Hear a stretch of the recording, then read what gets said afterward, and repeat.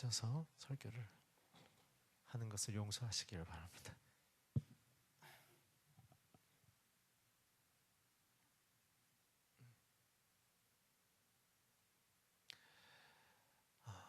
저희들은 계속 요한일서를 보고 있습니다.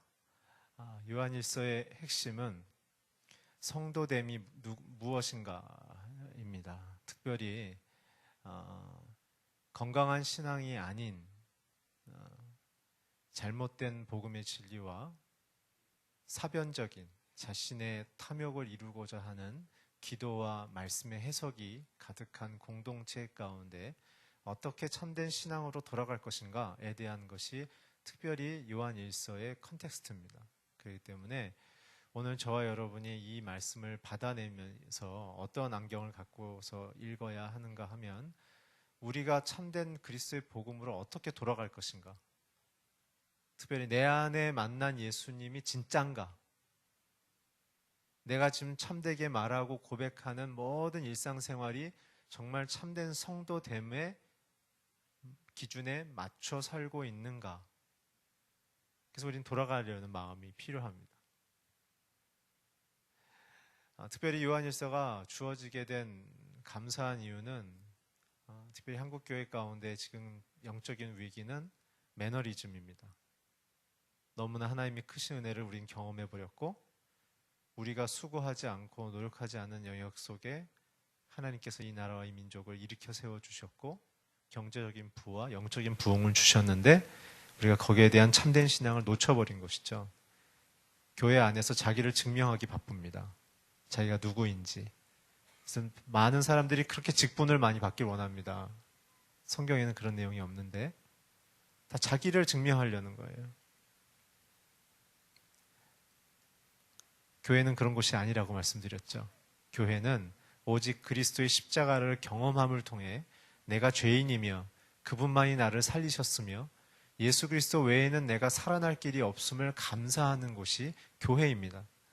그래서 여러분들의 순모임 속에 자기 자랑을 멈추셔야 합니다. 자기가 무엇을 했는지에 대한 이야기를 멈추셔야 합니다. 주께서 내게 행하신 일을 선포하셔야 합니다. 그것이 큐티입니다. 그 일이 있지 않고서는 심적인 인생의 내 안의 삶의 구체적인 변화가 일어나지 않습니다. 교회를 아무리 오래 다녔어도 여전히 나는 죄인의 진흙탕 속에서 허덕이게 되어집니다. 우리는 계속 요한일서에서 사도 요한이 강조하는 것처럼 어린아이와 같은 신앙으로부터 출발해서 점점 장성한 분량에 이르기까지 우리는 평생 자라가는 것이 우리의 신앙인의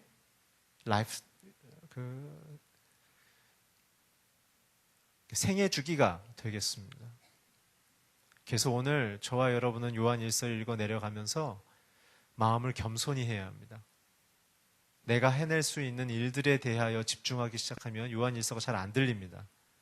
너무나 뻔한 얘기라고 생각 들지만 그러나 정말 십자가 앞에 선 자들의 심경으로 선다면 이 요한일서는 눈물의 책입니다. 감격의 책이며 회복의 책이며 내 인생에 소망을 주는 책인 것입니다. 왜냐하면 내 인생을 살리신 분이 예수시고 내 인생을 지키시는 분이 예수시고 내 인생을 종국의 구원의 자리로 보존하실 분이 예수라는 사실을 발견하게 됩니다.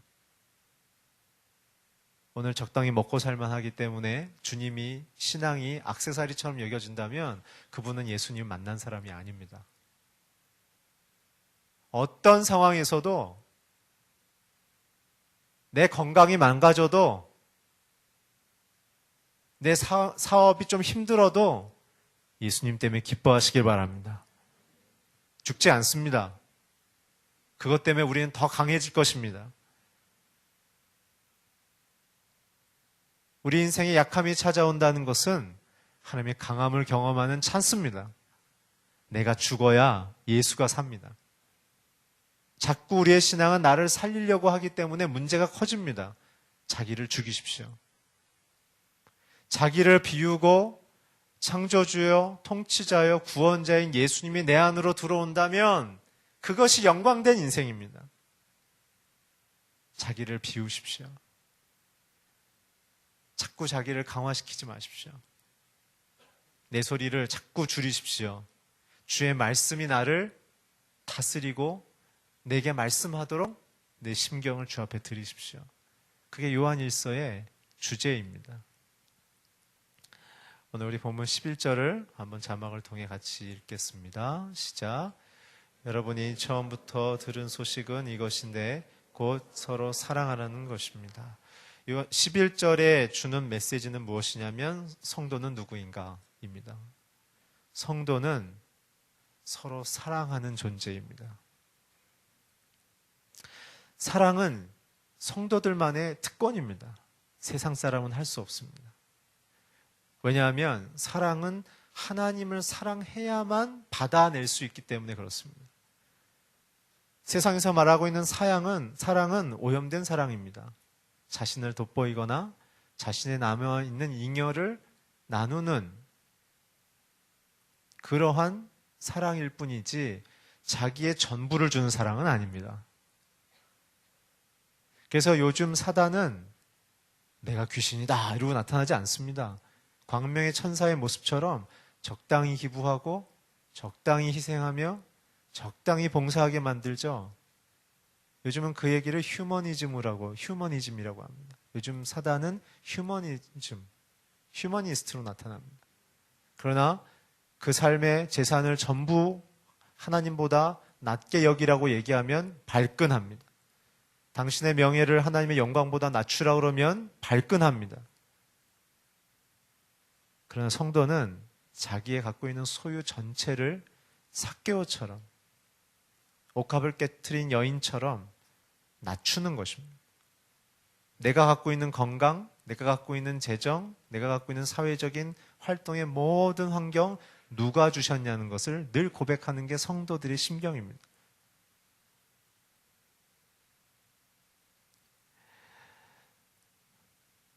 저와 여러분의 오류의 현실은 무엇이냐면 우리는 늘 신앙을 형식이나 행위로 해석하려는 데 있다는 사실입니다.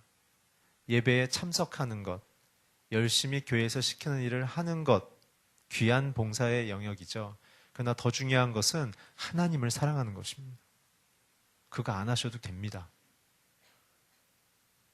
더 중요한 것은 저와 여러분의 마음속에 하나님을 사랑하는 겁니다. 그래서 성도들의 모든 삶의 내용의 본질은 하나님을 사랑함을 통해서 형식과 행위가 열매로 나와야 합니다. 많은 사람들이 형식은 갖추고 행위는 있지만 다른 사람들을 정죄하거나 교회 안에서 경쟁하는 그림을 쉽게 찾아볼 수 있습니다. 하나님에 대한 사랑 없이 움직이는 모든 봉사는 멈추십시오. 자기 의를 위한 것입니다. 봉사하시다가 짜증이 나거나 저 사람은 왜 안 하지? 그 봉사 멈추십시오. 그건 하나님의 사랑을 통해 하는 것이 아닙니다. 의무감이나 자기의 의의를 통해서 하는 것입니다. 그래서 우리는 사랑으로 시작하고 사랑으로 마쳐야 합니다. 내가 봉사하는 것, 사람을 살리고 싶다. 이 마음으로 하십시오. 그래서 저와 여러분의 말이 점점점 줄어가야 됩니다. 교회 안에서. 진짜 건강한 교회는요, 말이 없는 교회예요. 그리고 서로의 필요를 잘 볼 줄 아는 눈이 커지는 교회예요. 그리고 조용히 그 자리에 가서 그 사람의 필요를 메꿔주는 교회예요.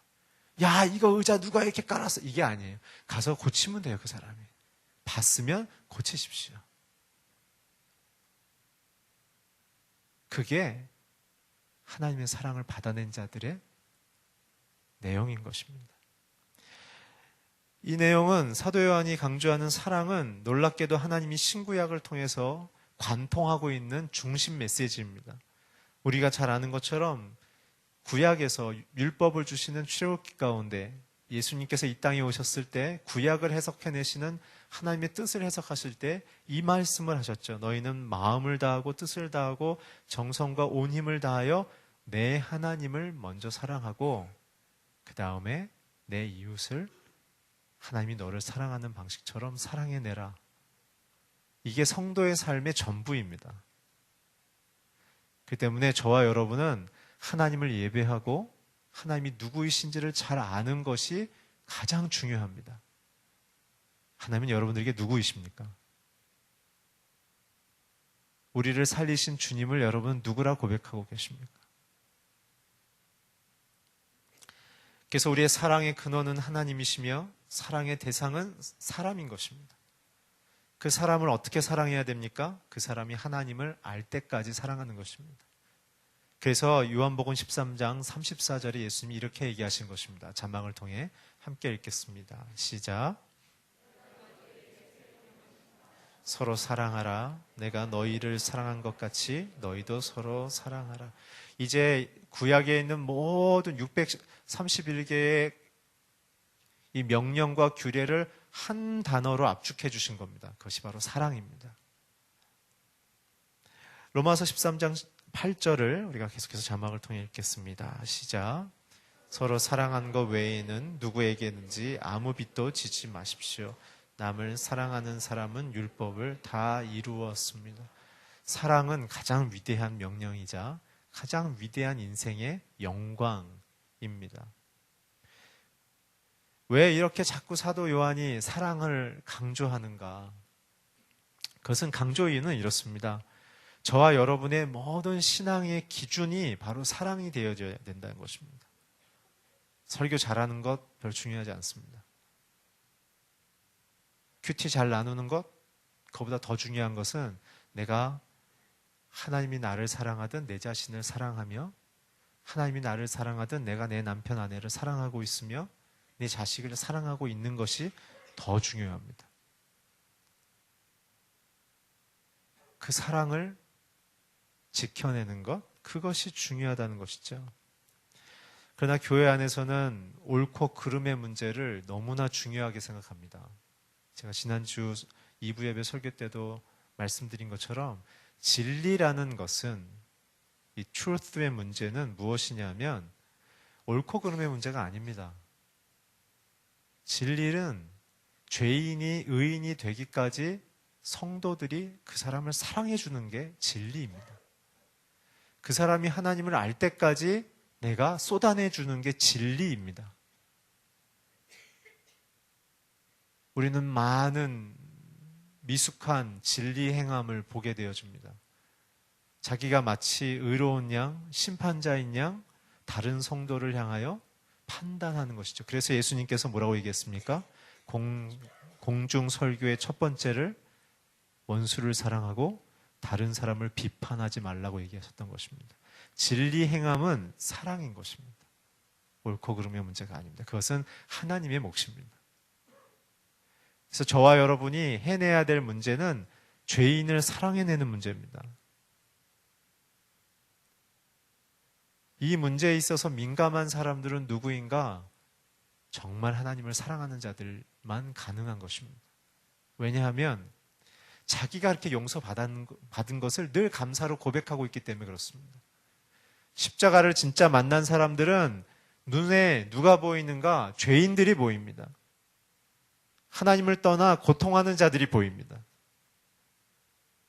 집안 문제 때문에 슬퍼 우는 이혼의 위기에 있는 자들, 가정에 깨어진 상처가 있는 자들, 경제 때문에 갈 길을 못 잡아 방황하는 자들, 믿음은 있으나 그런 큰 압력 때문에 시험 든 자들, 그런 사람들이 눈에 들어옵니다. 저는 그렇게 됐으면 좋겠어요. 5층 커피숍에 가면 아는 사람끼리 모여 앉지 않았으면 좋겠어요. 제발. 내가 잘 모르는 사람과 인사하기를 바랍니다. 많은 얘기를 제가 들어요. 새 가족들이 오면 너무 외롭대요.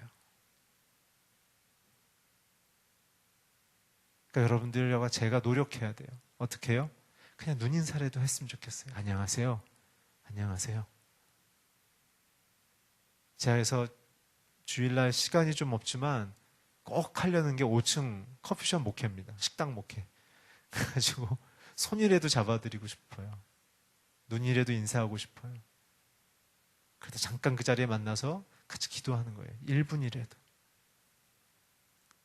특별히 교회 리더십인 분들께 부탁드립니다.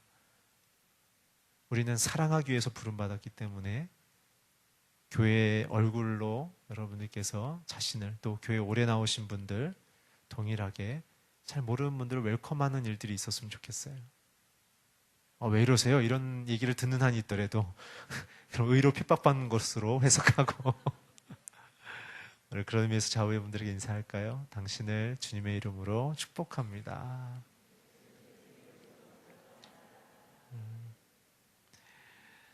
우리 12절을 함께 읽겠습니다. 시작. 우리는 악한 자에게 속해 있는 자가 죽인 가인처럼 되지 말아야 할까. 그것은 자기의 행위는 악하고 동생의 행위는 우울었기 때문입니다. 12절부터 이제 사도 요한이 얘기합니다. 우리의 이제 실상을 얘기하기 시작해요. 왜 우리는 그렇다면 사랑하지 못하게 되는가? 우리는 이렇게 사랑을 받았지만 왜 사랑하게 못하게 되는가? 그건 가인의 마음이 우리 안에 있다는 사실입니다. 가인과 아벨의 사건은 여러분 잘 아시죠? 하나님 앞에 제사를 지냈는데 하나님이 아벨의 제사는 받고 가인의 제사는 안 받아서 왜 그랬을까요? 하나님이 원하시는 품목이 아니어서 제사를 안 받으셨습니까? 그게 아니었죠. 아벨은 자신에게 있는 가장 귀한 걸 하나님께 드렸어요. 종자가 될 만한 양과 소를 잡았고, 그리고 가장 좋은 벽실을 하나님께 태워서 드렸어요. 그런데 가인은 어떻게 했습니까? 가장 좋은 건 자기가 갖고 다리 절고 있거나 없어도 될 만한 거를 하나님 앞에 잡아서 죽였어요. 하나님이 설마 그거 차이 때문에 삐지셨겠어요? 그게 아니라 그 마음의 태도가 인생의 열매를 결정하기 때문에 하나님이 워닝을 주시는 거예요. 너 그렇게 탐욕스럽게 살면 사회에서 너 왕따 당한다. 네 자신의 인생에서 영광받지 못한다. 너 외롭게 죽는다. 그리고 하나님인 나보다 네 자신을 더 사랑하게 된다. 결국은 영생을 얻지 못한다. 스스로 고립된 인생이다. 이러한 워닝을 주시기 위해서 제사를 안 받으신 거예요. 온 우주가 하나님일 건데 우리가 갖고 있는 재산 그거 뭐 수백억, 하나님 뭐 눈이라도 깜빡하실 것 같아요? 그렇지 않아요. 하나님 우리의 상한 심령을 중요하다고 말씀하셨어요. 헌금하는 태도, 하나님 앞에 많은 걸 드리기보단 중요한 걸 드리십시오. 결국은 가인과 아벨의 문제의 핵심은 태도의 문제였던 거예요. 하나님을 사랑하지 않고 자기를 사랑했던 것이죠. 그래서 가인은 하나님의 제사가 아름답게 드려지는 아벨의 제사를 보면서 아벨과 경쟁심을 갖기 시작했어요. 그래서 결국은 분노가 발생했고 그 분노가 결국은 자기 동생을 죽이기까지 되는 것이죠. 사랑하는 마음이 없으면 우리는 분노에 이르게 된다는 얘기를 사도 요한이 하려는 거예요. 근데 놀라운 사실은 구약에서는 행위를 지적하셨어요. 예수님께서 형제를 미워하지 마, 살인하지 마, 행위만 안 하면 너는 십계명을 지킨 거야 라고 얘기했지만 예수님은 신약에 와서 놀라운 해석을 하셨어요. 네 마음속에 형제를 미워하면 너는 살인자야. 이미 죽인 거야. 여자를 보고 음욕을 품으면 넌 이미 강간했은 거야. 네 마음을 지켜야 돼. 우리를 향한 이 십자가의 기준이 우리의 내적인 기준으로 바뀐 것이에요. 오늘 우리의 사랑에 요구를 받고 있는 이 기준의 내용은 우리의 이 동기 속에 형제를 어떻게 대하고 있는가에 대한 부분인 거예요. 우리 15절을 잠깐 건너뛰어서 같이 읽겠습니다. 시작. 누구든지 자기 형제를 미워하는 사람은 살인자입니다. 여러분이 알다시피 살인자는 누구든지 그 안에 영생을 소유하지 못한 사람입니다. 12절과 15절을 묶어서 읽으셔야 돼요. 결국은 뭐예요? 마음속에 미움이 있는 자는 살인하게 되는 것이고 살인한 자는 구원받지 못한다. 그 얘기예요. 어떻게 해야 돼요? 그러려면 우리는 사랑해야 되는 거예요. 우리의 입술이 독한 말들이 다 빠져나가야 돼요. 원망과 한숨이 저주가 떠나가야 돼요. 사람을 특별히 단정짓는 말들을 멈추세요. 너는 원래 그래. 당신 원래 그렇잖아. 너는 왜 그렇게 됐니? 그것밖에 못해? 이런 말들을 버리셔야 돼요. 그게 살인의 시작이에요. 미움의 시작이에요. 그래서 사람을 포기하게 되는 거예요. 특히 가정 안에. 우리 자막을 통해 마태복음 5장 21절부터 24절 한번 같이 읽겠습니다. 시작. 살인하지 말라. 살인한 사람은 누구든지 심판을 받을 것이다. 라는 옛사람들의 말이 너희가 들었다. 그러나 나는 너희에게 말한다. 형제에게 분노하는 사람도 심판을 받게 될 것이다. 또 형제에게 라가라 하는 사람도 공회에서 신문을 당할 것이다. 그리고 너는 바보다 하는 사람은 누구든지 지옥 불 속에 떨어질 것이다. 그러므로 내가 만약 제단에 예물을 드리다가 내 형제가 너를 원망하고 있는 것이 생각나면 예물을 거기 제단 앞에 두고 우선 가서 그 사람과 화해하여라. 예물은 그 다음에 돌아와 드려라. 오늘 예수님께서 특별히 마태복음 5장부터 살인, 간음에 대한 진정한 율법을 지키는 것이 무엇인지를 얘기를 하시는데, 재밌는 것은 오늘 사랑과 반대되는 이 살인에 대한 설명이에요. 살인해 보게 되면 살인한 사람은 누구든지 심판받게 될 것이고, 특별히 입술로 형제에게 라가라, 이 라가는 이 바보 멍청아, 이 뜻이에요. 사람을 비난하는 말이에요. 폄하하는 말이에요. 속으로 포함해서 그렇게 말하는 사람은 지옥불에 떨어질 것이다, 이렇게 얘기한 거예요. 예수님의 사람을 어떻게 사랑했는지의 방식을 잘 기억하셔야 돼요. 억울함 속에 있어도 몸을 내어주는 거예요. 성부 하나님의 판단에 맡기는 거예요. 그리고 나는 사랑하는 거예요. 가만히 생각해 보세요. 하나님이 나를 어떻게 받아주셨는지. 나같이 시커먼 속을 갖고 있는 나를 하나님은 아무 정죄함 없이 받아주셨어요. 그렇다면 우리는, 저와 여러분은 용서받은 자들입니다. 용서받은 자가 누구를 비난할 수 있겠어요? 나도 용서받아서 생명을 얻었는데 내가 누구를 비난할 수 있겠어요? 그냥 우리는 사랑할 수밖에 없는 존재인 거예요. 고개를 하나님 앞에 들 수가 없는 거예요. 그래서 예배보다 중요한 것은 사랑과 화해다라는 얘기를 하시는 거예요. 제단에 예물을 드리려고 하다가 사람과 원수 짓거나 깨어진 관계가 있다면 먼저 가서 화해해라, 그거예요. 그리고 나서 와서 예배 드려라, 그거예요. 다음 주부터는 다 화해를 먼저 하고 오시길 바랍니다. 네, 아멘 소리가 적을 줄 알았습니다. 저도 그렇게 하겠습니다. 그래서 저와 여러분이 좀 생각해 봐야 될 게 분노입니다. 분노. 우리 안에 분노가 무엇인가? 사랑을 방해하는 분노가 무엇인가? 분노의 정의는 저는 이렇게 내리고 싶습니다. 나의 뜻과 행하려는 그 목표를 방해하는 사람을 향하여 가진 원망인 거예요. 분노의 기준은 납니다. 내가 하고 싶은 거를 못하게 하거나 내가 좋다고 하는 것을 아니다라고 얘기하는 사람에 대하여 내가 갖고 있는 원망이 바로 분노예요. 이 분노가, 원망이 심하게 되면 그 사람을 없애버리고 싶죠. 사회에서 너무 쉽게 보는 그림들이에요. 무엇인가 뜻을 이루려고 할 때 반대 세력들은 제외시켜버리죠. 그렇지만 교회는 그렇지 않다는 거예요. 반대되는 사람의 얘기를 들어보는 거예요. 그리고 어떻게 해요? 그 얘기를 듣고 하나님 앞에서 나를 점검하는 거예요. 나를. 그 사람 앞에 점검하는 게 아니라 다 듣고 하나님 앞에서 나를 점검하는 거예요.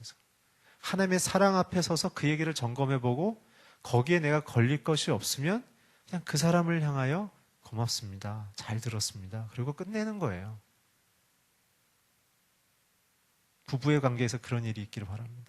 당신의 이야기가 나를 하나님 앞에 더 세우게 되어졌어. 고마워. 그러나 부부싸움의 핵심은 무엇입니까? 누가 큰 자인지를 증명하려는 거죠. 굴복시키려고 하는 거예요. 내 발 앞에 조정하려고 하는 거고 지배하려는 것이죠. 그는 분노입니다.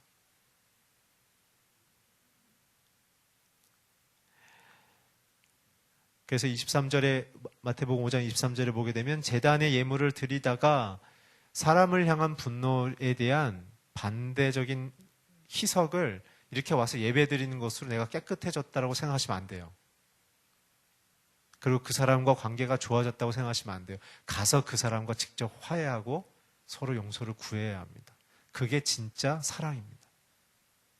잔뜩 싸우고 와가지고 교회에서 예배 드린 다음에 슬그머니 아무 일 없었듯이 넘어가는 거 건강하지 않습니다. 하나님 주신 마음속에 찾아가서 익스큐즈를 구해야 합니다. 내가 이렇게 착각을 해서 이렇게 얘기했습니다. 너는 예배 중에 내가 이런 걸 깨달았는데 나를 용서해 주시겠습니까? 그 사람이 리더가 되는 거예요. 거기서 못해요 그래도 그 사람이 승리자입니다.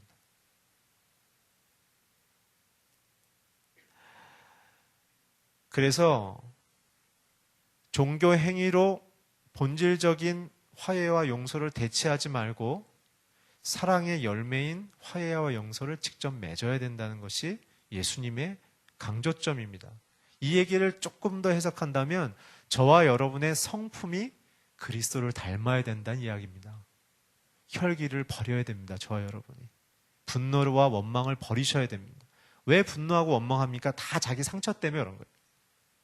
옛날에 그것 때문에 받은 모멸감과 수치심이 아직도 해결이 안 됐기 때문에 누가 뭐라 그러면 그게 에너지가 돼서 올라오는 거예요. 그러니까 저와 여러분이 하나님 앞에 기도 가운데 자기의 쓴뿌리가 해결되셔야 돼요. 그래서 여러분들의 얼굴을 보면 사람들이 예수님이 보여야 돼요. 멍해 있는 얼굴 없기를 바랍니다. 찡그린 얼굴 없기를 바랍니다.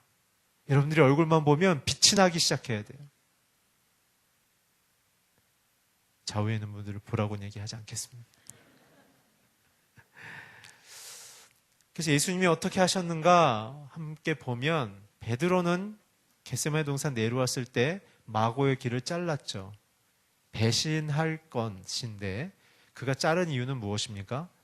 혈기인 거예요. 종교적인 혈기, 의리, 성부 하나님의 뜻이 이루어지는 것에 대한 기대감이 아니라 내가 수제자이기 때문에 내가 예수님을 지켜야 된다는 혈기로 잘랐죠. 이 칼부림도 제대로 못한 거예요. 이렇게. 그랬을 때 예수님 뭐라고 했습니까? 마고의 길을 붙여주면서 베드로를 꾸짖었죠. 아버지의 뜻이 이루어져야 되는데 너 가만히 있어. 나는 넘겨줘야 돼. 진짜 사랑은 억울함 속에서도 사람을 살리기 위해서 희생을 기쁘게 받아들이는 것입니다. 사랑의 수고입니다. 대가를 바라지 않습니다. 두 번째는 제자들입니다. 제자들의 빅 이슈는 무엇이었습니까? 예수님의 메시아가 아닙니다. 누가 큰 자인가입니다. 성경의 곳곳에 보면 그들은 시간만 나면 싸웠죠. 예수님만 잠깐 떠나면 네가 크냐 내가 크냐 내가 수석이다 할 때 베드로 형님이 나와갖고 조용히 해! 그러면 어떻게 해요? 다들 가만히 있는 거예요. 나중에는 안드레와 야고보가 엄마의 치맛바람까지 예수님 그 자리에 이르시면 내 아들을 좌편에 쟤는 우편에 앉혀주세요. 우리나라의 엄마들의 교육의 열기가 그곳에도 있었습니다. 그래서 예수님 뭐라고 얘기했습니까? 진짜 권위자인 예수가 그 예수 그리스도께서 낮아짐을 통하여 사람을 살리고자 했던 그 섬김을 제자들에게 비유적으로 가르치셨죠. 너희들이 정말 큰 자가 되려면 낮아져라. 대접받고 싶으면 어린아이 같은 마음을 가져라. 그게 유치해지란 얘기가 아닙니다. 바보가 되란 얘기가 아닙니다. 힘은 갖고 있지만 사람을 살리기 위해서 쓰라는 얘기입니다. 세상은요, 힘을 가지면요, 하여튼 차 바꾸고 집 바꾸고 옷 바꾸고 자기를 자꾸 드러내려는 데 써요. 그러다 그 자리 딱 끝나면은 아무도 전화 안 하잖아요. 그게 그 사람의 인격의 삶의 내용이 되는 것입니다.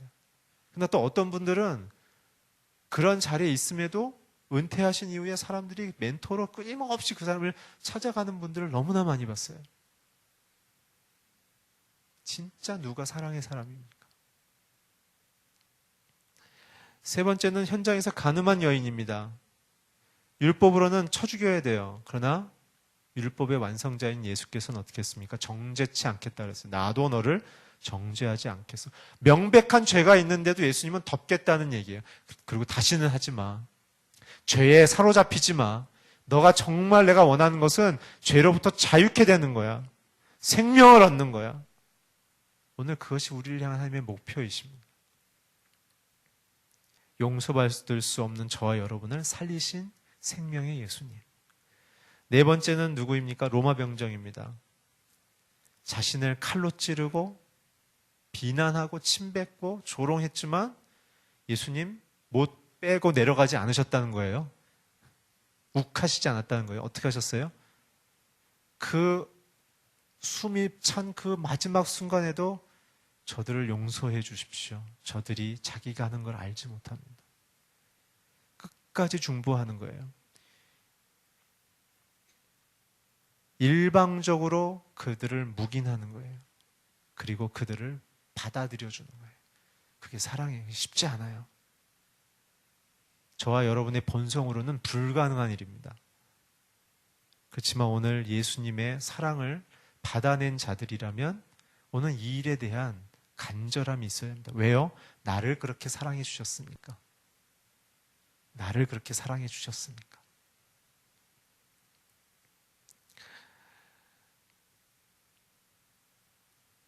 그래서 믿음은 예수 그리스도의 사랑을 받아들이는 게 믿음입니다. 나를 그렇게 사랑해 주신 주님. 죄인인 나를 용서하신 주님. 구원은 그 사랑을 통하여 주신 생명을 받아들이는 게 구원이죠. 그렇다면 이제 우리가 왜 사랑해야 되는가를 우리 16절과 17절 한번 같이 읽겠습니다. 시작. 예수 그리스도께서는 우리를 위해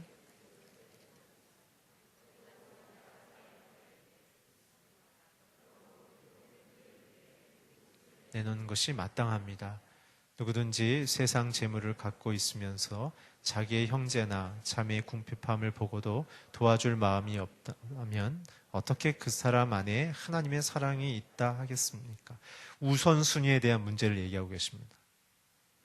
예수님은 독특하게 돈을 특별히 하나님과 같은 수준으로 우리에게 설명하시면서 돈과 하나님을 겸하여 섬길 수 없다라고 얘기하셨죠.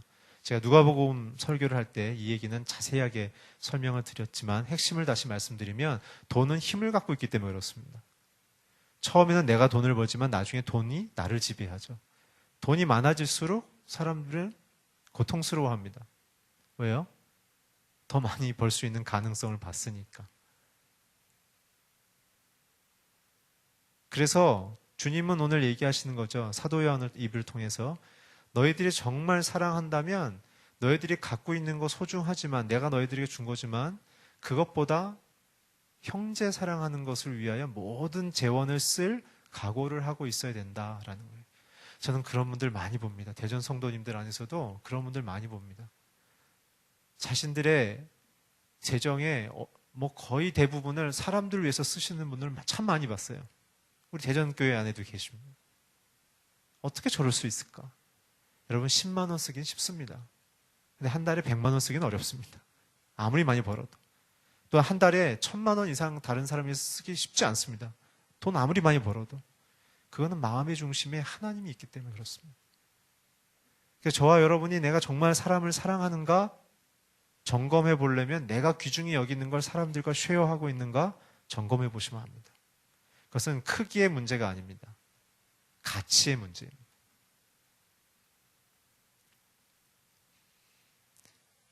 그래서 재산과 목숨을 다하기까지 사람을 사랑해내는 것, 그것이 십자가를 경험한 사람들의 현상입니다. 과부의 두렙돈의 헌금을 기억하십시오. 작지만 예수님은 크게 생각하셨습니다.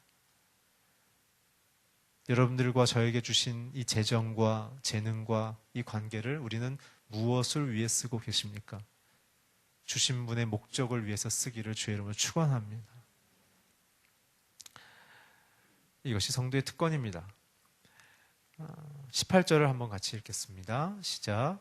자녀들이여 우리가 말과 혀로만 사랑하지 말고 행동과 진실함으로 사랑합시다. 이제는 실천에 대한 강조를 하고 있는데 중요한 것은 말과 혀에 대한 이야기를 하고 있습니다.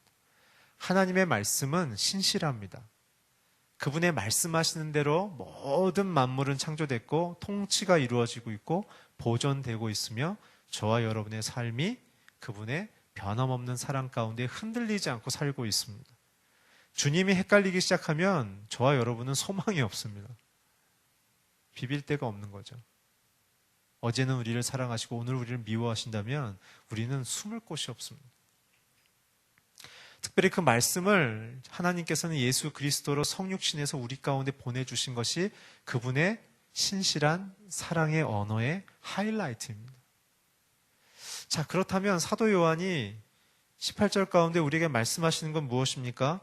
저와 여러분도 예수님처럼 우리의 말과 혀, 내용과 행동이, 내용과 형식이 동일하게 형제를 사랑하는데 초점을 맞추고 있어야 한다라는 것입니다. 원수를 사랑하는 것, 남을 비판하지 않는 것. 지난주에 말씀드린 고린도전서 13장처럼 사람을 향하여 오래 참는 것입니다. 내가 용서받았기 때문에 비난할 수 없기 때문에 참아야 합니다. 사랑은 온유하다고 얘기했죠. 힘을 갖고 있으나 힘으로 그 사람을 제압하는 것이 아니라 그 힘을 오히려 그 사람을 살리는 데 쓰는 것입니다. 시기하지 않는다고 얘기했습니다. 시기는 다른 사람이 갖고 있는 것을 부러워하거나 그것을 빼앗으려는 것이죠. 무례히 행치 않는다고 했죠. 무례하다는 건 무엇입니까? 다른 사람을 조절하려는 것입니다. 조정하려는 것입니다. 굴복시키려는 것입니다. 고린도전서 13장의 사랑은 우리가 누구인지를 말씀하시는 겁니다. 예수님이 우리를 어떻게 사랑하셨으며 성도가 어떻게 사랑해야 되는지의 삶의 내적인 기준을 말씀하시는 것이 바로 고린도전서 13장의 사랑장입니다. 그래서 지난주에 2부 때 제가 부탁드렸어요. 일부의 성도님들도 그거 다 출력하셔서요. 집에 곳곳에 다 붙여놓으십시오. 그리고 아침에 일어나면 그걸 들고서 부부가 서로 읽어주세요. 이름을 바꿔서. 남편의 이름을 넣어서 아무아무하게 된 아무개는 오래 참으며 아싸 그러고 하지 마시고 그럼 남편이 아내에게 또 그렇게 읽어주십시오. 그리고 서로 손잡고 짧게 기도해 주십시오. 우리가 이렇게 살게 해주십시오. 예수님의 이름으로 기도했습니다. 아멘. 애들이 학교 갈 때 선포해 주십시오. 그것이 위대한 사람으로 살아가는 시작입니다. 그때 사랑하게 되면 주시는 게 무엇입니까? 요한복음 1장 14절에 나타나 있습니다. 함께 읽겠습니다. 시작. 그 말씀이 육신이 돼 우리 가운데 계셨기에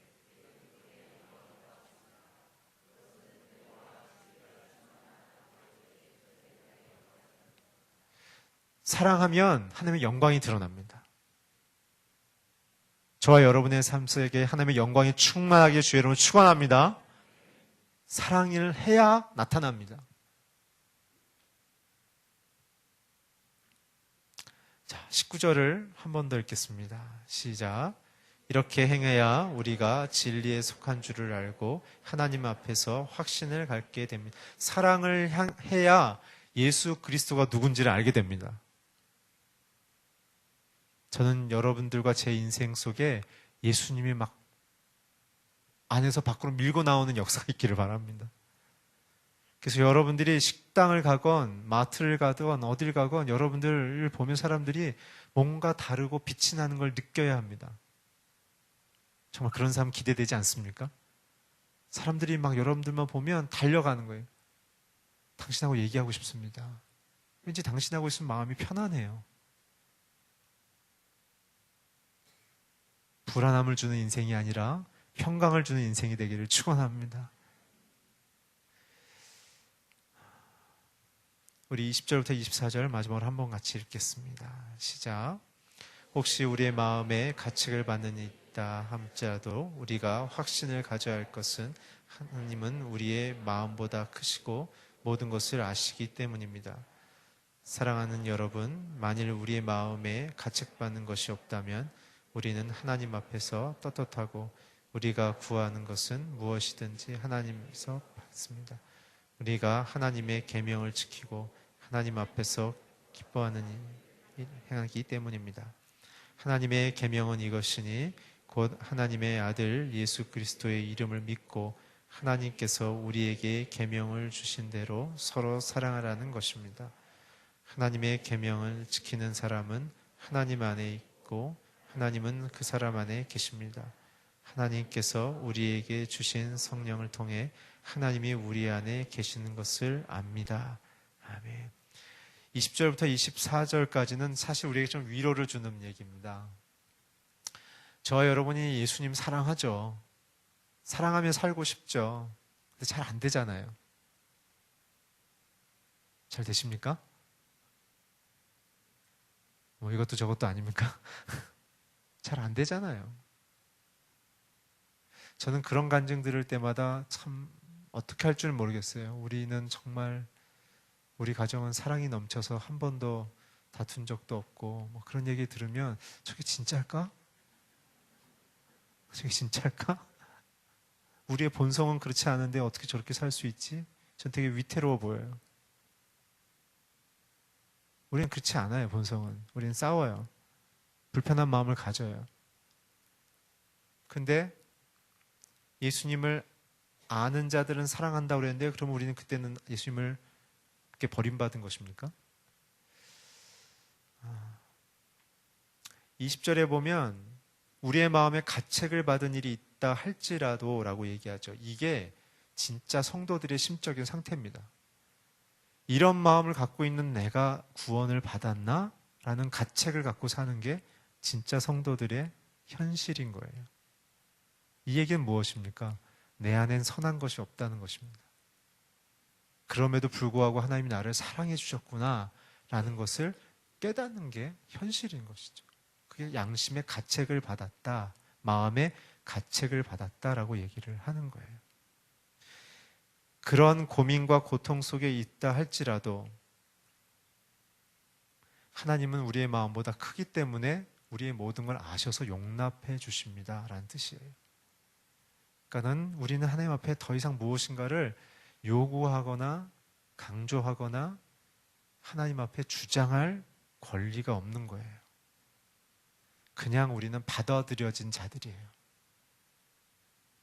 내 안에 선한 것이 있다고 생각한다면 아직 십자가 앞에 조금 더 나가셔야 돼요. 선한 것이 없음에도 불구하고 하나님 나를 받아주셨기 때문에 내가 다른 사람들에게 분노하지 않을 수 있는 거예요. 근데 나는 좀 괜찮아 라고 생각하는 사람들이 주로 분노해요. 주로 큰 소리를 냅니다. 그 때문에 진정한 성도됨, 신자됨의 심적 상태는 20절에 있는 것처럼 마음의 가책을 받아서 내가 죄인임을 고백하지만 하나님의 의의 자녀로 나는 살아났다라는 기쁨을 갖고 가는 자들입니다. 그러다 또 죄짓거나 미워하면 양심의 가책을 느끼며 내가 죄인이군요 라는 정체성을 고백하고 또다시 내 마음의 전부를 아시는 그 하나님의 용서 앞에 성도들과 화해하고 하나님을 사랑하는 용기를 내는 것이죠. 그것이 우리의 현실인 것입니다. 그 현실을 극명하게 드러내는 시편이 있어서 한 시편을 좀 소개하고 싶습니다. 시편 51편 우리가 전체를 좀 읽을 건데요. 1절부터 5절을 우리 한번 같이 읽겠습니다. 시작. 오 하나님이여 주의 신실한 사랑으로 나를 불쌍히 여기소서. 주의 크신 자비로 내 죄가를 지워주소서. 내 모든 죄악을 씻어주시고 내 죄를 없애 나를 깨끗이 하소서. 내가 내 죄가를 압니다. 내 죄가 나를 떠나지 않습니다. 내가 주께 오직 주께만 죄를 지었고 주 앞에서 악한 일을 저질렀습니다. 주의 말씀이 옳고 주께서 순전하게 판단하실 것입니다. 나는 분명히 죄 가운데 태어났습니다. 내 어머니가 죄 가운데 나를 잉태한 것입니다. 이 시편 51편은 다윗이 밧세바를 간음한 후에 3년 뒤에 선지자에게 지적을 받은 후에 그가 침상이 눈물로 떴다라는 비유가 날 정도로 울부짖으며 기도했던 내용입니다. 이게 보게 되면 그죠. 다윗처럼 하나님 앞에 선택받고 하나님의 사랑으로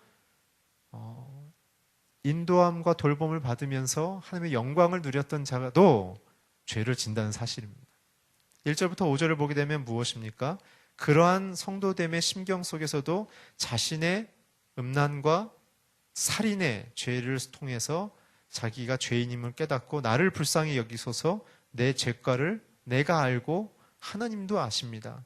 내가 오직 주께만 죄를 지었고 주 앞에서 악한 일을 저질렀습니다.